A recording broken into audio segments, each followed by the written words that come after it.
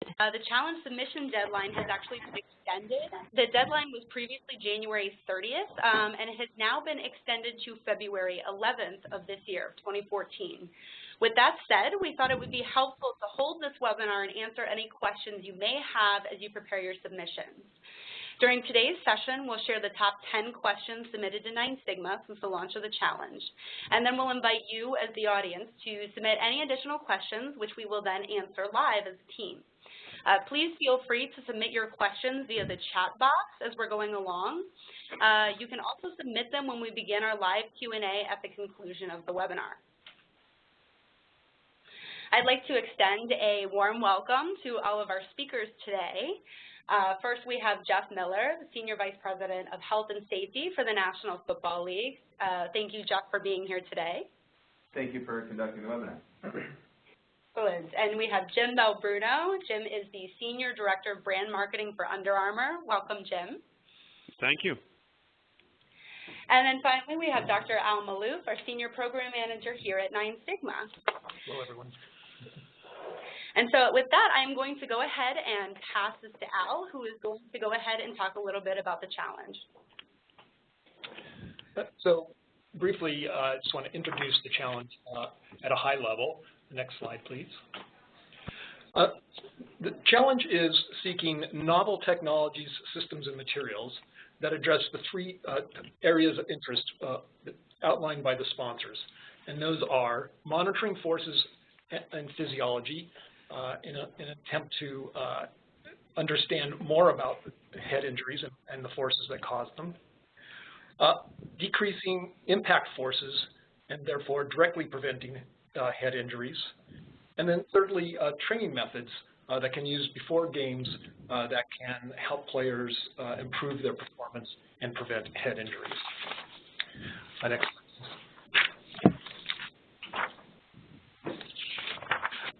Go ahead. So the timetable for the challenge is outlined, challenge 2 is outlined in the red type at the bottom of the page there. And for challenge 1 in the blue just above that. The only thing, so as you know, challenge 1 is already ended, and we are preparing for the awards ceremony, and an announcement regarding the awardees should come next week, next Thursday. Sorry, January 23rd. So, as Paula mentioned, the initial deadline for Challenge 2 was January 30th, which is quickly approaching, and we have extended that deadline to February 11th. So please make a note of that. You have a few extra days there to submit your proposals. Lastly, once you submit, there will be an extensive review process, and this will take several months. And the plan is to announce the awards in September of this year, September of 2014.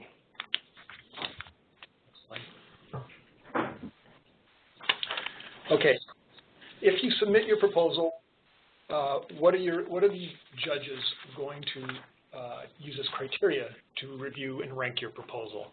Well, overall, your proposal will be ranked on its potential to improve and prevent. To improve the prevention and identification of brain injuries. That's the key goal of this challenge. There are, as I said, 3 areas of interest outlined by the sponsors. The first is to advance the current practices in quantifying impact data experienced by the players, and also to monitor the biological or physiological responses to those impacts.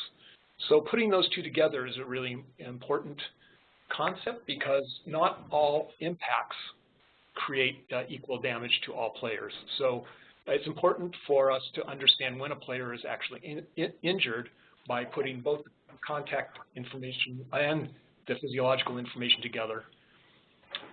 Certainly, we need a system that actually can collect and organize the data in real time. And so that is something that what we mean by real time is at least fast enough for sideline decisions to be made.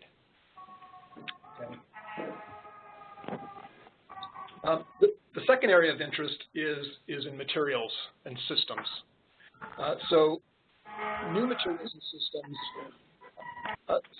Can someone mute their phone, please? There's a. Someone seems to be in a high traffic area.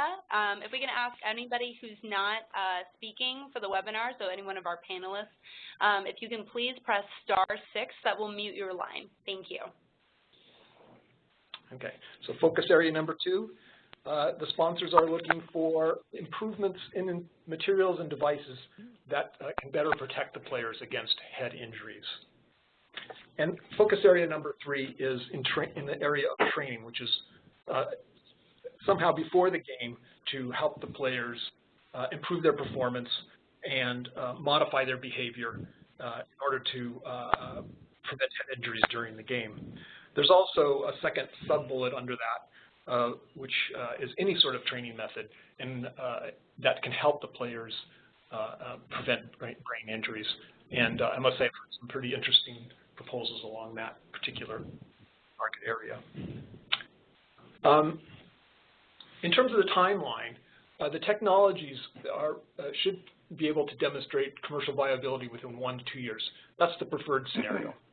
But we understand that some of these technologies will be in a slightly earlier stage, and so what we recommend is that you help the judges understand how if it's not ready for commercialization in 1 to 2 years, help them understand how your technology is going to make good progress towards that goal within those 1 to 2 year periods.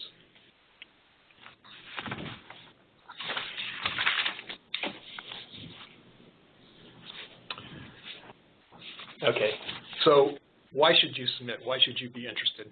Well, of course, there's the money. $10 million is a lot of money, and will be very helpful to most people interested in the challenge to move their technology forward.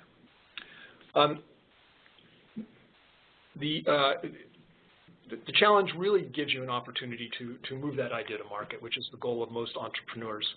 And that's really the goal of the sponsors as well. It's really they're looking for ways to increase your chances of commercializing the best technology available and really helping the players as soon as possible. And one way that sponsors can help is to create an ecosystem of support. And basically what that means is they can help reduce roadblocks that many individual entrepreneurs just aren't able to overcome. One of the important messages I wanted to get out today is that no matter whether you just submit or you actually become an awardee, you maintain your intellectual property. And I get a lot of questions about this, and it's a really important point. The sponsors do not want your intellectual property or make any claims on your intellectual property just on the basis of your submission. It's an important point. And lastly, this is a really great opportunity for all of you out there to make an impact on improving brain health for athletes, military, and the lay public. Okay, I'm going to okay, I'll get my coffee. Please mute your... Whoever's getting coffee, can you please mute your line? While you're starting to, I'm going to invite you to start typing your questions into the text box on your computer's monitor. And while you're doing that, I'm going to review some of the top questions that we get at the help desk here at 9 Sigma. So the number 1 question from our Challenge Q&A Top 10 is it possible to submit videos and or YouTube files with the proposal? Is this option highly recommended, and would that give a higher rating during the evaluation phase? Well, first of all, we ask you not to upload a video file. Please put a link, a hyperlink to the video file in the text, in your submission text. And with regards to whether it's helpful or not, you know, obviously that decision is up to you. If you believe it's going to be helpful, then the reviewers will be happy to look at your video, especially if it helps explain the technology in a way that it's difficult to understand via just the words alone. So you're very, very welcome to submit video information, but please do it as a hyperlink and not actually uploading the video document itself. Okay, question number 2. What is the deadline and process for submitting intent to propose? Well, there is no deadline. If you register, you will receive some information about the challenge. But we encourage you to, there's a button on the registration and submission site that says, please give us your intent to submit. And that's a really helpful process for us to help plan the review process. It gives us an idea of how people are planning to respond and which areas of interest they're focusing on in terms of their response. It just helps us plan our review process a little better. Okay, question number 3. Can I submit a proposal for our PI, or must they register and submit by themselves? So PI, which is the principal investigator of a research laboratory, can submit by himself, or he can have someone submit for him. Now, there are, if the laboratory assistant is submitting for the PI, the laboratory assistant will register and their name will show up on the submission. So in order to make sure that the PI's name and contact information is included on the submission form, there's a field at the top that states proposal team point of contact. Please put the PI's name in that box. So we have both the submitter's name and the principal investigator's name.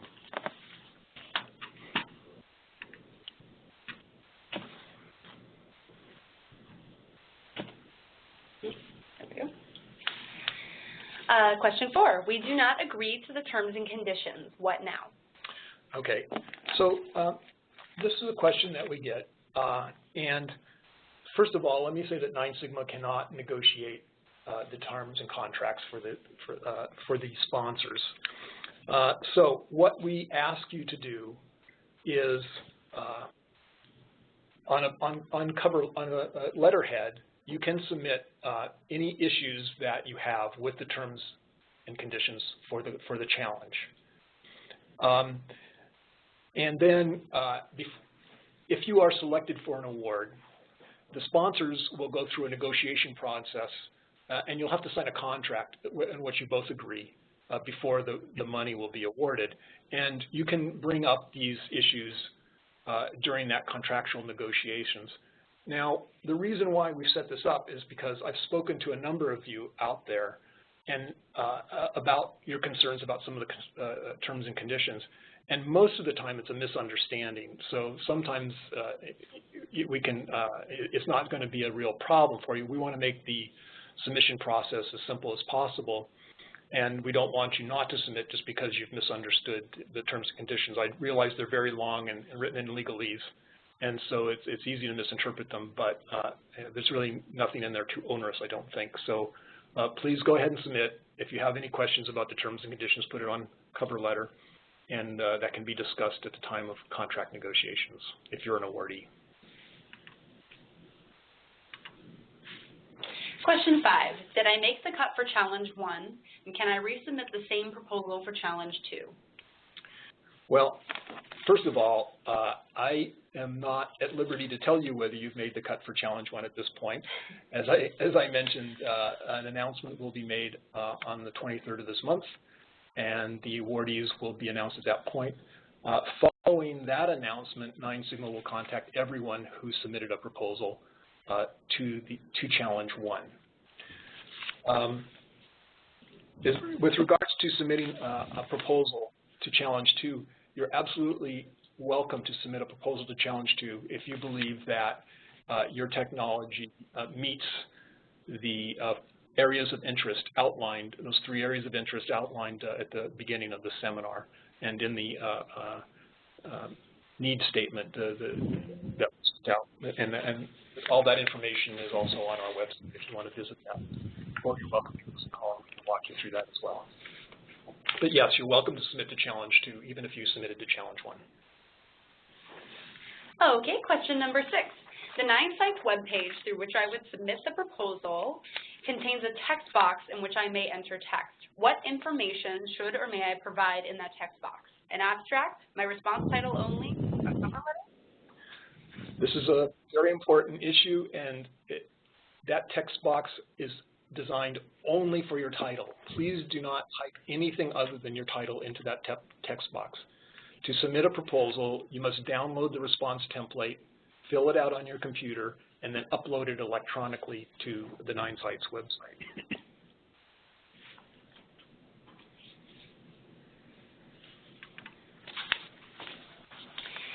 Are there any rules, guidelines, or suggestions regarding what font type, font size, page margins I should be using when filling in the response template?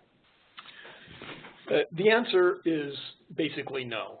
And we want to leave this open to you, but at the same time, we urge you to consider the reviewers and how they have a difficult job. They have a lot of proposals to read. And if you make it difficult for them to read your proposal, that probably is not going to endear you to the reviewers. So while we don't have strict guidelines, we do ask you to be considerate of the reviewers.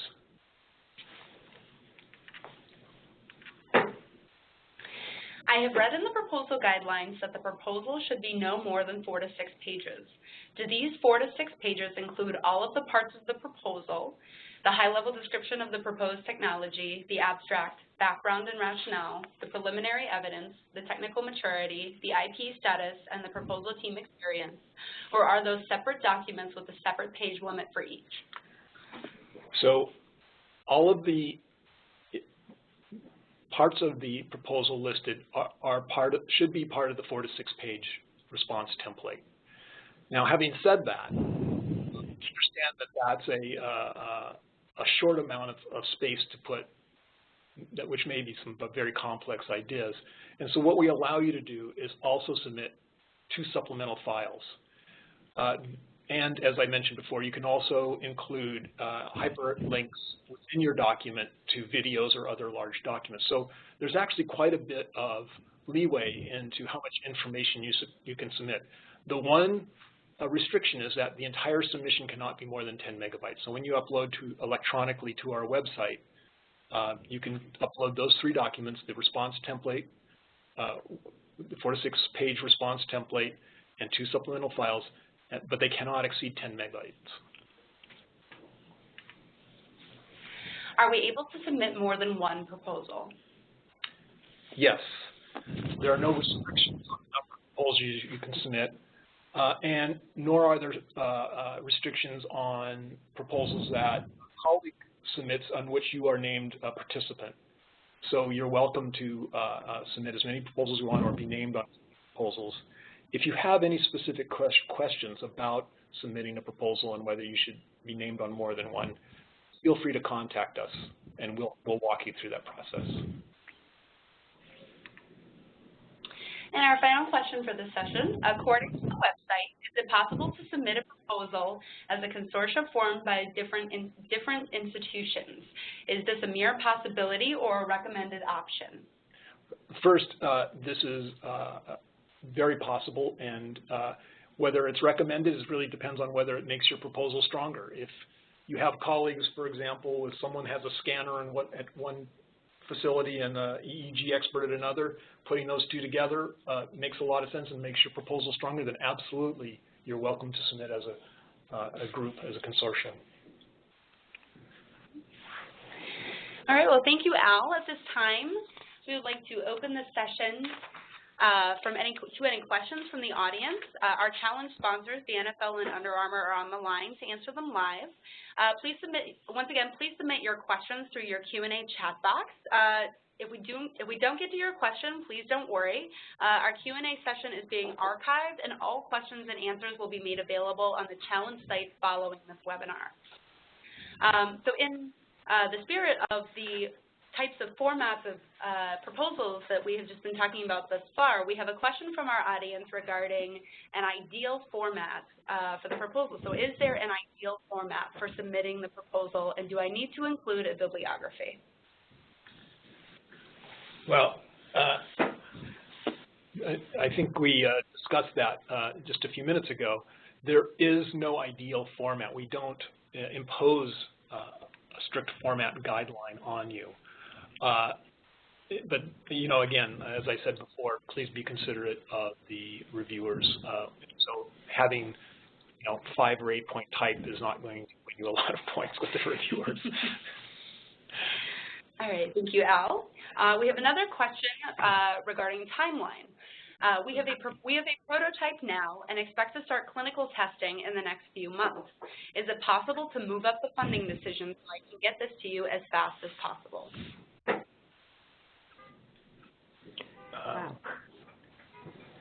We have a prototype we expect to start Clinical in the next few months. Well, the short answer is no.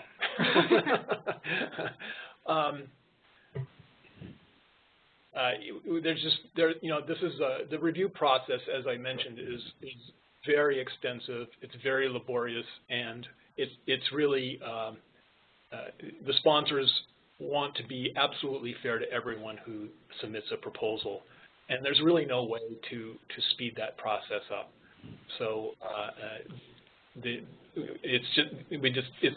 you'll find out in September with everyone else, and there's just no way to change that.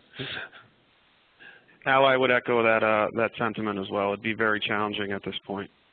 Well, not just let me add, not just challenging, but we're going to govern the review of the submissions by the same rules for everybody, in an interest of fairness, and so everybody will get a comprehensive review at the same time, and hopefully we'll get to identify the best submissions in a timely manner, but not until we've done a comprehensive review. Okay, and this question is another question from our audience here. We have, is this award one award or multiple awards? Well, so let me take that one. So there is up to 10 awards. So for year one, as outlined on the website, there are up to 10 awards at a maximum of $500,000. So there will be up to 10 awardees, okay? That's for year one. At the end of year one, you're going to be asked to submit a progress report. And the judges and the sponsors will review all the progress reports from the 10 awardees and decide on up to 5 from that group that will get an additional $1 million or up to $1 million.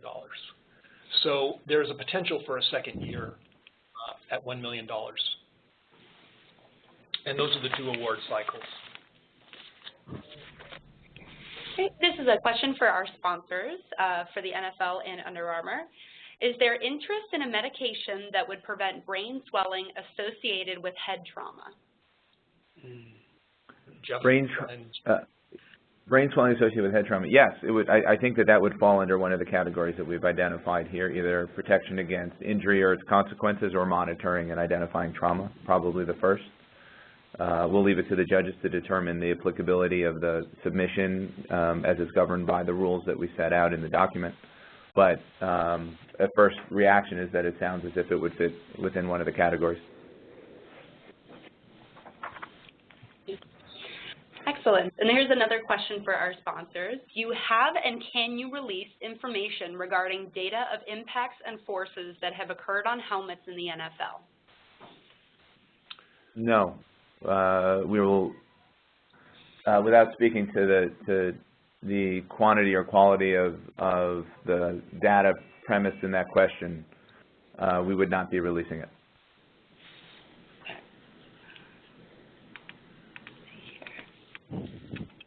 This is with regard to the type of technologies that people are looking, or that we're looking for. Is each challenge only looking for development of new technology, or could one propose using an existing technology? I think this was a question that was asked on a previous webinar, and we had answered that we'd be open to supporting existing ideas, and funding could be used for further development, promotion, further testing, et cetera. So, Jeff, not certain if you would agree, but my premise would be yes. I do. I do agree. The goal is to get submissions that address the questions that are posed, and if existing technology or the use of existing technology helps address the problems that we're looking for answers to, then we'd be very interested in reviewing it. All right, great. And just as a reminder for all of our participants, if you have a question that comes up during this session, please remember that you can submit any of your questions through your Q&A chat box, which is part of the platform that we are presenting in today. So here's another question for our sponsors. Is there a cost target for systems used to diagnose traumatic brain injury? A cost target. Meaning, are there things too expensive? Is that the notion? Right. No, not as we laid out the challenge. We didn't put ceilings on what the suggested solutions would cost or could cost. I agree as well. We're looking for the best ideas out there. Okay. And I think, Al, this question would be best suited for you. Can we submit one proposal for the military helmets and one proposal for sports helmets? Actually, I'm going to have the Jeff and Jim chime in on this one. What is your opinion? Well, I guess I don't know we don't know a lot about the concept there and the difference that the submitter potentially sees between a military helmet and a football helmet. But I certainly don't see the problem with sending in multiple submissions to address multiple scientific or engineering aspects of the challenge as we identified it, and each individually would receive the same review and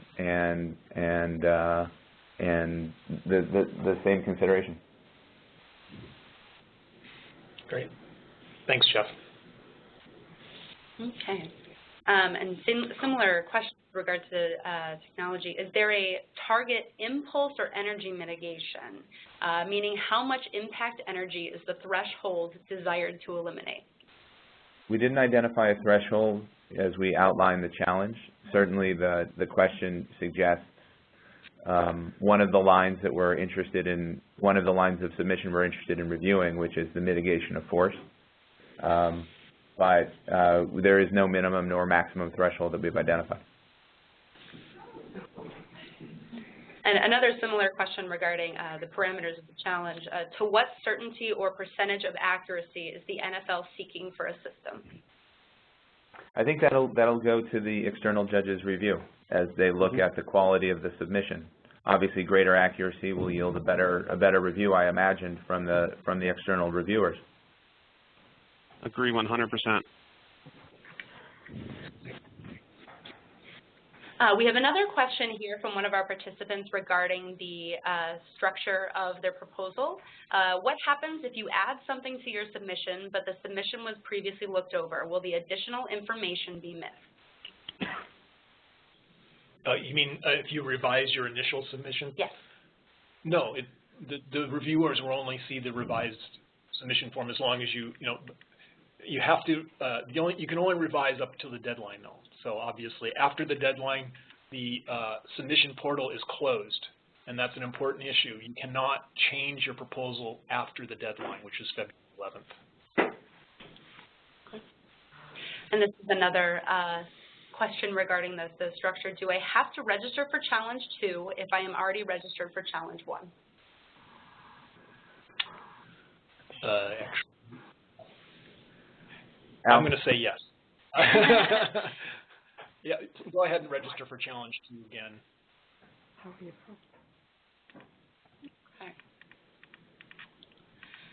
Are proposals evaluated using a blind process, that is, the respondent's identity hidden from the judges? If so, does identifying information need to be excluded from the proposal text?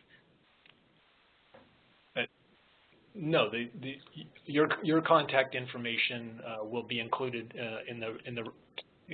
to the reviewers. So no, it won't be. They won't be blinded, which is standard. Here's another question for our sponsors. how relevant is data taken from other sports, such as soccer or lacrosse? I think I could take that one. I view it as very important. I think one of the goals of this initiative and challenge is to make all playing fields safer. So certainly those sports are impacted by concussions and brain trauma. So certainly very relevant. Yeah, I agree with Jim. This is not simply about making football safer. Other helmeted sports or other sports generally, as well as submissions with military applications, are completely appropriate. And how important is it to address issues such as resistance to ambient noise in obtaining physiological indications? Resistance. I'm not sure I understand the question.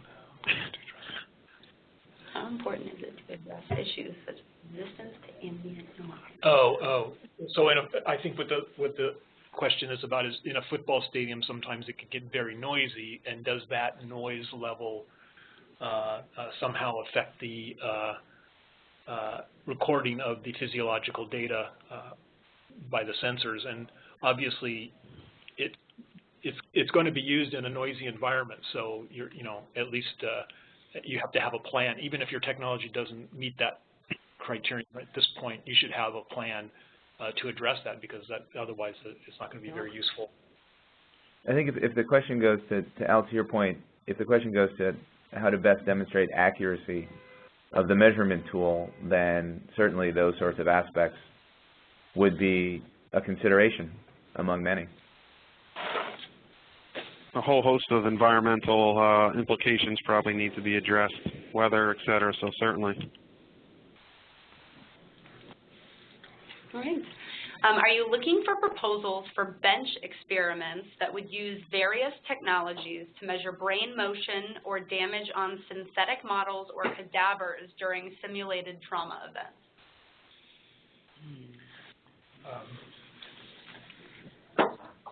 Al, do you want that one, or do you want one of us to take it?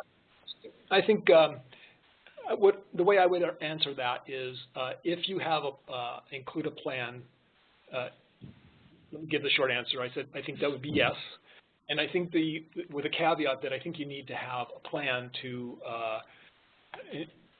help the judges understand how these data will be used to create technologies to prevent head injuries. So just the data itself, I think, would be interesting, but may not be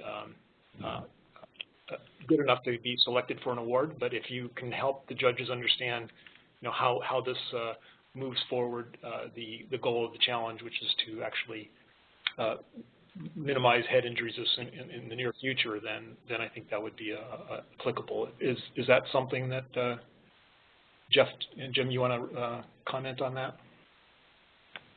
I think you put it well. I wouldn't disagree with what you said. Okay. Agreed. We have another question here regarding the review of proposals. Can and will reviewers ask for clarification of ideas or data during the review phase? Mm-hmm. If you want me to take that one, it's possible that the reviewers are welcome to do that, but to be honest, I've never seen that happen. I think that pretty much your proposal needs to be well understood by the reviewers. Remember, they're reviewing a lot of proposals, and they're not going to have the time to call everyone and ask for additional information. Correct. I think you just hit the nail on the head there. I think the intent or the request there is to provide as much information as you possibly can to avoid any lack of clarity. It'll be very, very difficult to kind of retrace steps to get further clarity. I can't say it would be out of the realm of possibility, but we're certainly hoping to avoid a step like that in the process. And will you fund the studies to prepare for regulatory or FDA review?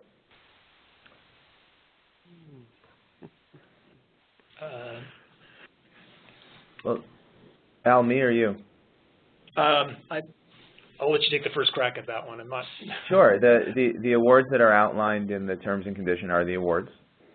And if there is future reason for engagement with the sponsors, that would be done independently, I suppose, of what the potential awards are in the challenge. Al, do you have a disagreement with that? No, not at all. Okay, well, at this time, we'd like to thank everyone for engaging in our Q&A session. This actually concludes our webinar this morning.